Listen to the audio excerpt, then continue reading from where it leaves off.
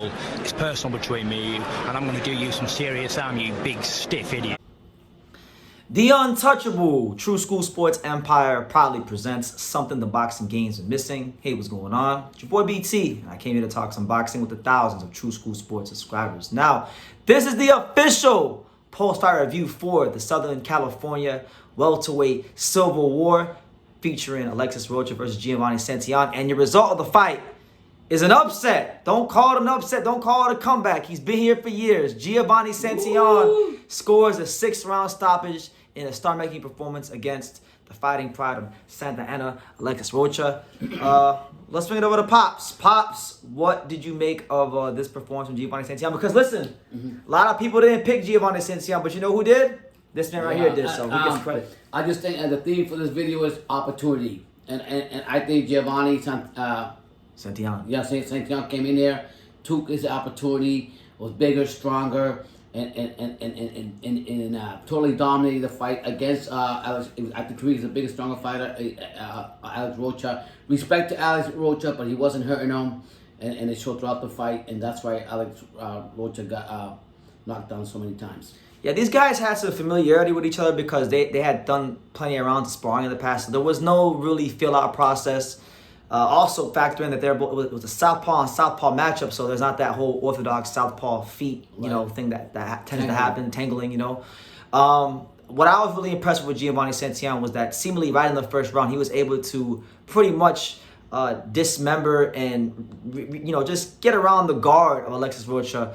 The way he would place the shots to the body, the way he would just pick his punches. His punch selection was very, very, very balanced. It wasn't like he was throwing the same punch over and over again. Mm-hmm. Sometimes it was the right hook, sometimes it was the chopping left hand, sometimes it was the jab. Mm-hmm. He kept Rocha on his toes all night with the punches he selected to throw and when he chose to throw them. And the thing was, Rocha is generally, for the most part in his career, apart from the Rashidi Ellis fight, he's used to being the guy that pushes the opponents back and being the physically stronger guy. And he met his match tonight with Santillan. Santillan was not only able to withstand any punch that Rocha did land, because Rocha did land some good shots. That right hook to the body was very key for Rocha in the fight, and it was landing a lot. However, it was Santillan that when he was touching Rocha, he was having an effect on Rocha. Rocha's face was already bleeding, leaking after the first round. So this fight goes, it's kind of the theme of the day, kind of same thing early in the day. Isaac Chamberlain, he's a guy that, wasn't able to win some of the big fights and didn't have the best circumstances, but now he's British champion and he's overcome and won the big fight, and he can go push on toward being a world level contender in the cruiserweight division. Giovani Santillan, guy who's in his 30s, guy that was relatively ignored and overlooked by much of the boxing world. And even going into this fight, a lot of people took Giovani Santillan for some sort of joke. They thought, okay, well, where's he going? Who's he gonna fight with Top Rank?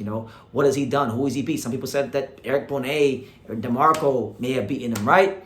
But when he got his chance in a fight where people had their eyes glued to the screen in the boxing world against a fighter that had been making a good little buzz for himself, like Rocha, he was able to not only perform, but perform in such a way where I think he's burned a memory in every boxing fan's brain. I mean, one of those knockdowns, he threw like 6 straight right hooks. I mean, it's almost like the soul of 1993 Roy Jones Jr. was injected into Giovani Santillan, and he threw 6 right hooks and dropped them. And it was one of those fights. It was one of those performances from Santillan where it really reminds you why they fight the fights, why you watch the sport, because you just never know on any given night what you might see. Yeah, I think Giovani came in and did what I do. I think also that if respect to Alex Rocha, I'm not trying to hate on him like a lot of people are, whatever. Putting him down, demeaning him, I'm not doing devaluing him. That guy's been throughout the years, been up there.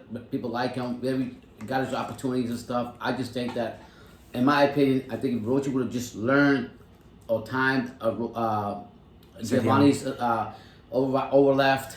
And overtime, the same thing. He might have been able to do something, but I don't think that any of the punches that Rocha was throwing was hurting a big, taller, stronger fighter in Giovani. Yeah, and the welterweight division, it's going to go through a bit of a transitional period, so I feel like Rocha will have a chance to build himself back up and get back into contention. But Santillan has opened up the door for some great things in his career, because now that record that everybody was kind of scoffing at, it looks a little bit better now that he's got Rocha on his resume. He's 32-0 now. You know, Crawford and Spence are expected to move out the division. Virgil Ortiz isn't in the division anymore. So now you look at the rankings. You know, he was 5 in the WBO before this fight. Rocha was 1. Number 2 was Cody Crowley.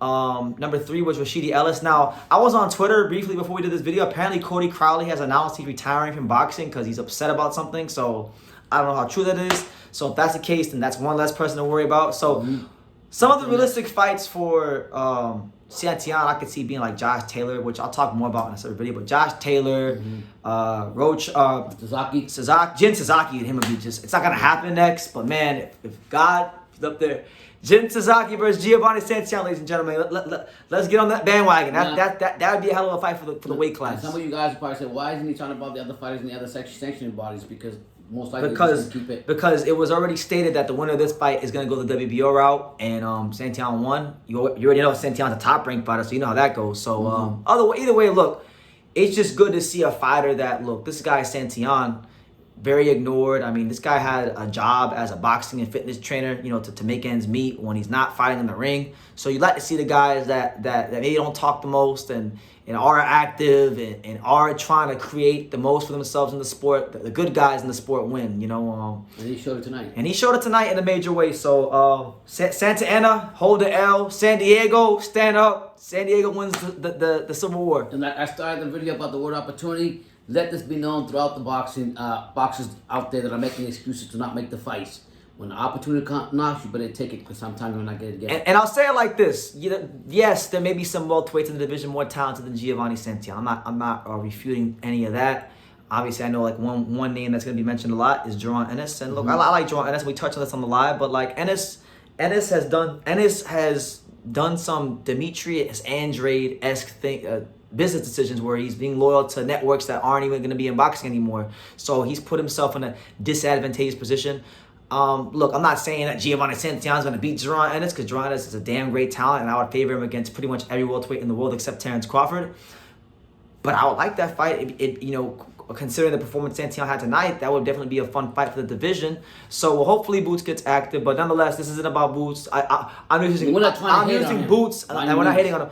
I'm just using Boots as an example of a guy who has all the talent, but maybe he isn't taking the right opportunities and putting his best foot forward. And here you have a guy in Santillan who maybe he wasn't given the best opportunities in the world. And when he finally got it, he took advantage of it. So now he's in a very strong position heading into 2024 to be someone that really makes some serious noise in the welterweight division in 2024. Yeah, so stay tuned with everything that's going to happen. Stay tuned. Because when you always have surprise fights like this, the dominoes start to change around. So stay tuned, guys. There will be more on this later on. But yeah, we appreciate everyone who joined us on the live, that hit the like button, that commented with us, that super chatted. It was all great. And yeah, let us know what you guys think. What did you make of the Giovani Santillan performance?